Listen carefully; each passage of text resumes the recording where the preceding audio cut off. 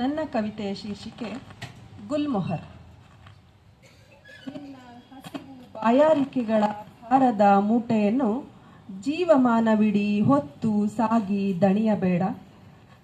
ಪ್ರಯಾಣ ದೀರ್ಘವಾಗಿಲ್ಲ ಈಗ. ನೆರಳಿದ್ದಲ್ಲಿ ಇಳಿಸಿ ವಿಶ್ರಾಂತಿ ತಗೋ. ಬಾಗಿದ ಬೆನ್ನುಗಳು ಹಗುರಾಗಿ, ಭುಜಗಳು ಶಕ್ತಿ ಪಡೆದು ಮನಸ್ಸು ಅರಳಲಿ.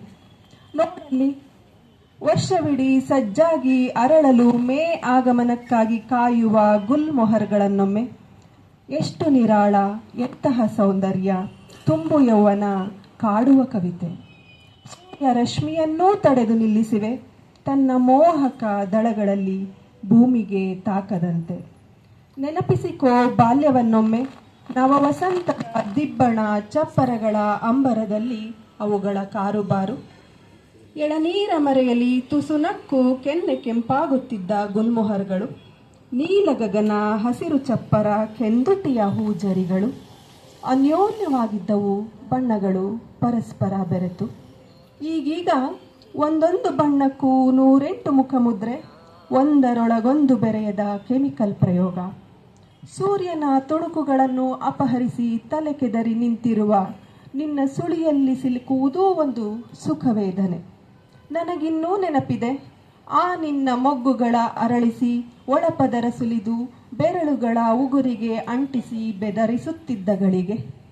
ಒಳಗಿದ್ದ ಕೇಸರ ಶಲಾಕಾಗ್ರಗಳ ಜೊತೆಗೆ ಆಡುತ್ತಿದ್ದ ಒಂದಿಷ್ಟು ಕೋಳಿ ಕಾಳಗದಂತಹ ಕೊಕ್ಕೆಯಾಟ.